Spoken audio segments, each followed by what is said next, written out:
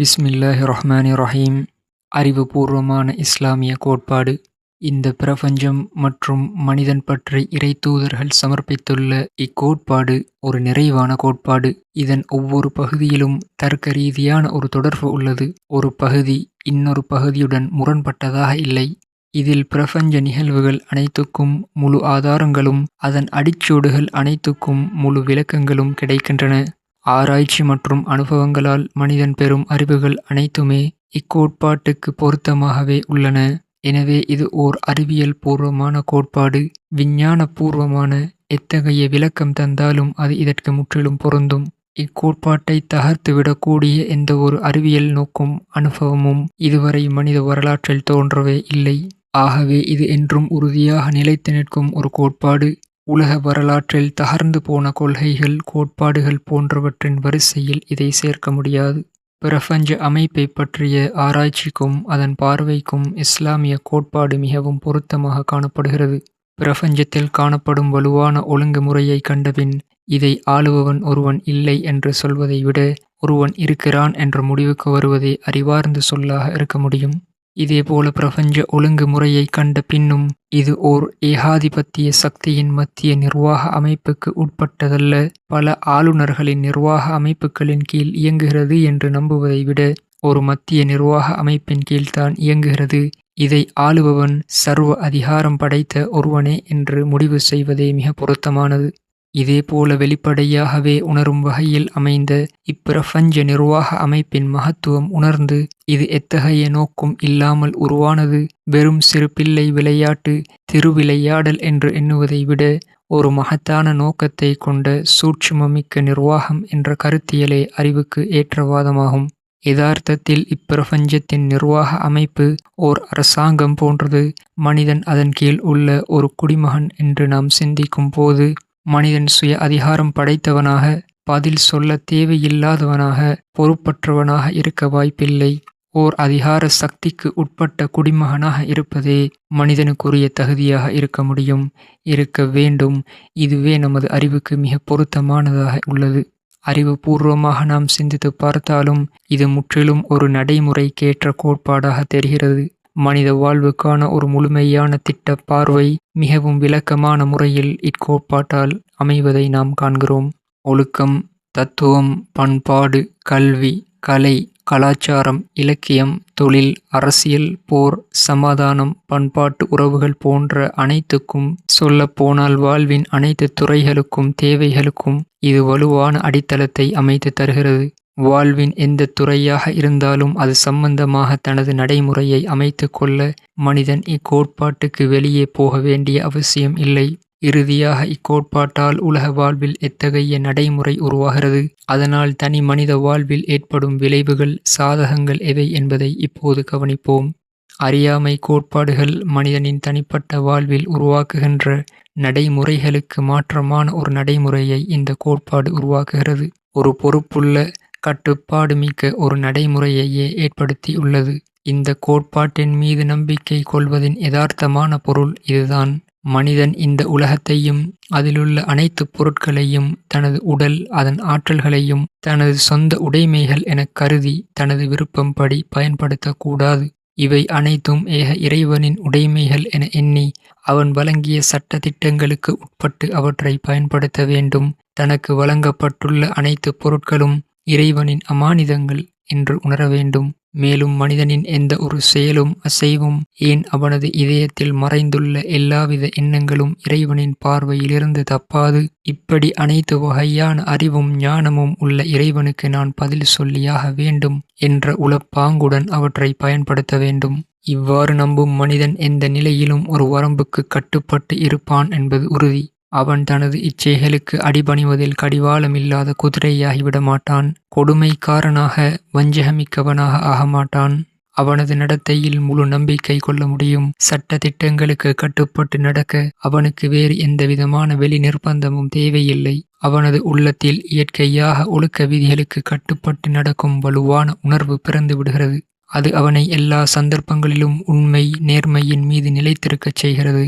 எங்கும் எந்த உலகியல் சக்திக்கு முன்னும் பதில் சொல்ல தேவையில்லை என்ற நிலை ஏற்பட்டாலும் அவனது உள்ளத்தில் உள்ள இந்த ஆன்மீக உணர்வு அவனை சத்தியத்திலிருந்து சருக விடாமல் பாதுகாக்கும். மிகவும் நம்பிக்கைக்குரிய பொறுப்புணர்ச்சியுள்ள மனிதர்களை உருவாக்கி சிறந்த சமூக அமைப்பை கட்டியமைக்க இறையச்சம், முழுமையான ஒப்படைப்பு உணர்வு கொண்ட இது போன்ற ஒரு கோட்பாடு அவசியமாக உள்ளது. மேற்கண்ட நோக்கத்தை நிறைவேற்ற இதைவிட சிறந்த உகந்த ஒரு வழிமுறையை நாம் கனவிலும் நினைத்து பார்க்க முடியாது.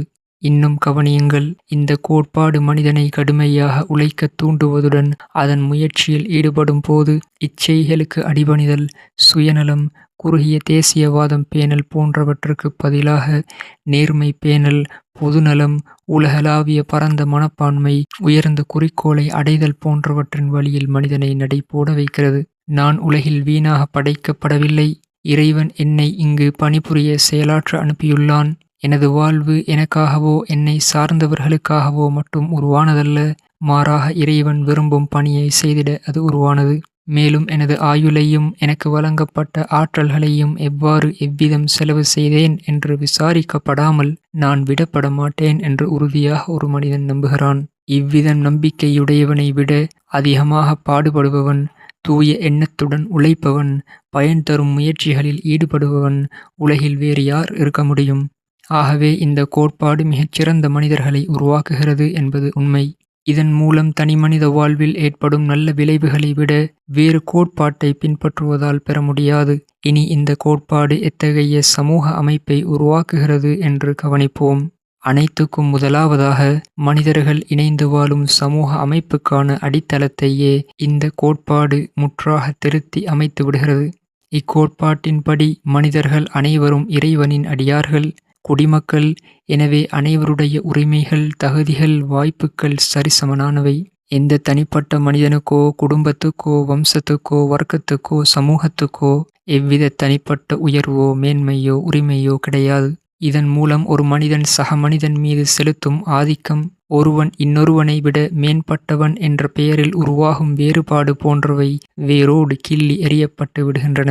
இக்கோட்பாட்டை பின்பற்றினால் மன்னராட்சி, பிரபுத்துவ முறை, உயர்குல ஆட்சி, பிராமணியம், போப் ஆட்சி போன்றவற்றால் உருவாகும் அனைத்து தீமைகளும் வழக்கொழிந்து போகும். உலகில் ஏற்படும் கலவரம், யுத்தம், கொலை போன்றவற்றுக்கு அடிப்படை காரணங்களாக இருக்கும் ஜாதி, இன, நிற, மத ரீதியான மாச்சரியங்கள் அனைத்தையும் இது இல்லாதொழித்து விடுகிறது.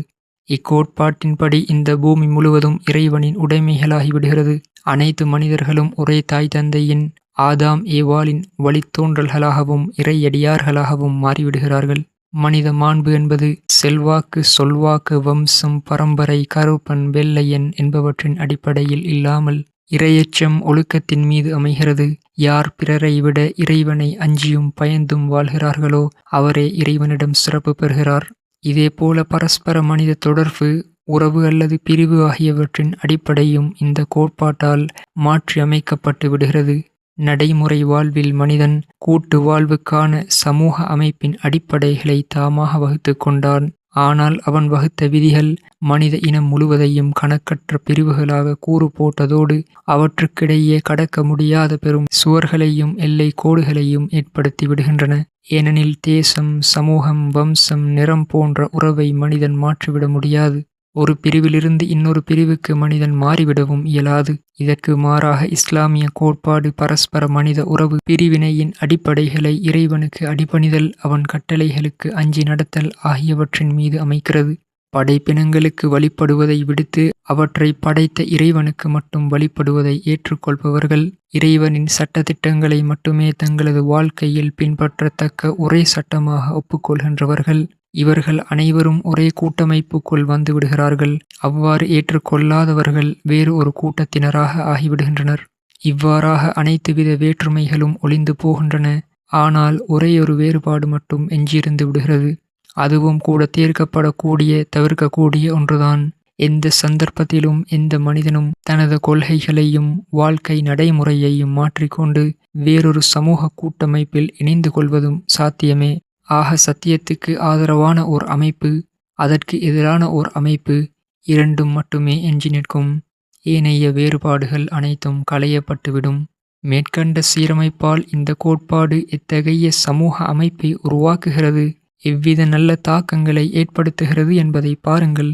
அச்சமூகத்தின் அமைப்பு, மனோநிலை, உணர்வு போன்றவை முற்றிலும் மாறுபட்டிருக்கும். இதன்படி அமையும் ஆட்சி முறை மனித ஆதிக்கத்தின் கீழ் இல்லாமல் இறைவனின் ஆதிக்கத்தின் கீழ் அமையும். ஆட்சி இறைவனுடையதாக இருக்கும். சட்டதிட்டங்கள் இறைவனால் வழங்கப்பட்டதாக இருக்கும். மனிதன் இறைவனின் பிரதிநிதி எனும் அந்தஸ்தில் மட்டும் செயலாற்றுவான். எல்லாவற்றுக்கும் முதலாவதாக மனித ஆதிக்கம், மனித சட்டங்களால் ஏற்படும் தீமைகளை இது முற்றாக அகற்றிவிடுகிறது. மேலும் இக்கோட்பாட்டின்படி அமையும் ஆட்சியின் மிகப்பெரிய சிறப்பு, ஆட்சி நிர்வாகம் முழுவதிலும் இறையச்சம், இறை வழிபாடு போன்றவற்றின் உயிரோட்டம் பரவிவிடும். ஆளுவோர், ஆளப்படுவோர் இருவருமே நாங்கள் இறையாட்சிக்குட்பட்டவர்களாக இருக்கிறோம். யதார்த்தத்தில் எங்கள் விவகாரம் அனைத்தும் மறைவானவற்றை அறியும், அனைத்துக்கும் சாட்சியாக இருக்கும் ஏக இறைவனோடு இருக்கிறது என்ற எண்ணத்தோடு காரியமாற்றுவார்கள். வரி செலுத்துபவர் இறைவனுக்கு வரி செலுத்துவதாகவே கருதி வரி செலுத்துவார். வரி வசூலிப்பவரும் அதை செலவு செய்பவரும் இது இறை அமானிதம், நான் அதன் தற்காலிக பொறுப்பாளி என்ற உணர்வுடன் பணிபுரிவார்கள். மேல்மட்ட அரசாங்க அதிகாரியிலிருந்து ஆளுநர், நீதிபதி, போர் வீரன் என ஒவ்வொரு அரசாங்க கடைநிலை ஊழியன் வரை தொழுகையில் இருக்கும் இறையச்சப்பாட்டுடனேயே மற்ற பணிகளிலும் அதே இறையச்சப்பாட்டுடன் பணியாற்றுவார்கள். இரு செயல்களும் அவர்களுக்கு சமனான இறை வணக்கம்தான். இவ்விரண்டிலும் இறையச்சத்தின் உயிரோட்டமே அவசியம். இறைவனின் பிரதிநிதித்துவப் பணியான அரசாங்க ஊழியத்துக்காக தேர்வு செய்யப்படும் பணியாளர்களிடம் அனைத்துக்கும் முதலாவதாக இறையச்சம், அமானிதப் பொருளை கையாளும் பொறுப்பு உணர்வு, நேர்மை போன்ற பண்புகள் உள்ளனவா என்று பார்ப்பார்கள். இவ்வித நடைமுறையால் உயர்ந்த பண்புடையவர்களே மேலே வருவார்கள். குடிமக்களில் பிறரைக் காட்டிலும் சிறந்த ஒழுக்கமுடையவர்கள் கையில்தான் அதிகாரங்கள் வழங்கப்படும். இக்கோட்பாடு சமூகவியல், வாழ்வியல் போன்றவற்றிலும் இதே போன்ற இறையச்சம், தூய நிலை உணர்வை பரப்பிவிடும். இதன் மூலம் இச்சைகளைப் பேணும் நிலைக்குப் பதிலாக இறை கட்டளைகளைப் பேணும் நிலை அதிகரிக்கும். பரஸ்பர மனித உறவுகளிலும் அவற்றைப் பேணுவதிலும் இறையச்சம் காணப்படும். இறைச்சட்டம் இவர்களுக்கிடையிலான உறவுகளை கட்டுப்படுத்தும். அனைத்து விதமான மனோ இச்சைகளிலிருந்தும் சுயநலப் போக்குகளிலிருந்தும் மனிதர்களை தூய்மைப்படுத்தும். அனைத்தையும் அறிந்தவனாக, சூட்சுமம் தெரிந்தவனாக இருக்கும் இறைவனே இச்சட்டங்களை இயற்றியிருப்பதால் இவற்றில் குழப்பத்தின் ஒவ்வொரு வழியும், கொடுமையின் ஒவ்வொரு கதவும் அடைக்கப்பட்டுள்ளது.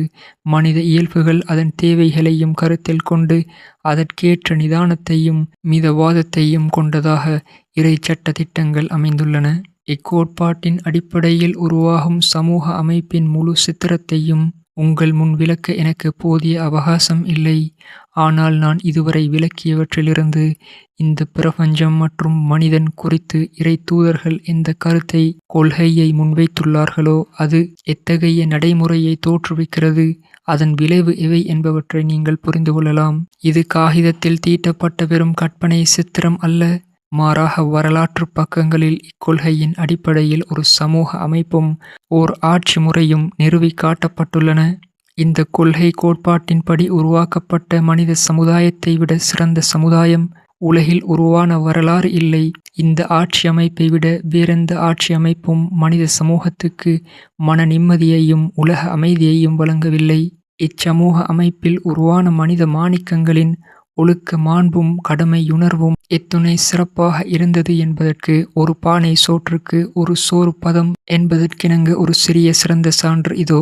ஒரு நாட்டுப்புற அரபு பெண் தவறான நடத்தையால் கருவுற்றுவிட்டால் அதற்கு கல்லெறிந்து கொல்லப்படும் கடும் தண்டனை உண்டு என்பதை அவள் நன்கறிந்திருந்தும் தாமாக முன்வந்து தண்டனையை நிறைவேற்றுமாறு கூறினாள். உனது குழந்தையை பெற்றெடுத்த பின் வா என்று பிணையோ ஜாமீனோ ஏதுமின்றி விடப்பட்டாள். குழந்தை பிறந்த பிறகு மீண்டும் வந்து தண்டனை நிறைவேற்றுமாறு அவள் வேண்டி நின்றாள். குழந்தைக்கு பாலூட்டும் காலம் முடிந்த பிறகு வா என்று கூறப்பட்டது. அவள் தன் இருப்பிடம் திரும்பினாள். எந்த காவலும் அவளுக்கு ஏற்படுத்தப்படவில்லை. பாலூட்டும் காலம் சுமார் 2 ஆண்டுகள் முடிந்த பிறகு மீண்டும் வந்து தனக்குரிய தண்டனையை நிறைவேற்றி பாவத்திலிருந்து தன்னை விடுவிக்குமாறு வேண்டினாள். அதன் பிறகு அவள் கல்லெறிந்து கொல்லப்பட்டாள். அவள் இறந்த பிறகு அவள் மீது இறையருள் உண்டாக பிரார்த்தனை செய்யப்பட்டது. அப்போது அங்கே இருந்த ஒருவரின் வாயிலிருந்து சீ, எவ்வளவு மோசமான வெட்கங்கெட்ட பெண்ணிவள் என்ற வார்த்தை வெளிப்பட்டது. இறைவன் மீது ஆணையாக அவள் சிறந்த முறையில் இறைவனிடம் தௌபா, பாவ மன்னிப்பு கோரி மீண்டு விட்டாள் என அவருக்கு உணர்த்தப்பட்டது. அவள் மீது குறை சொன்னவர் கண்டிக்கப்பட்டார்.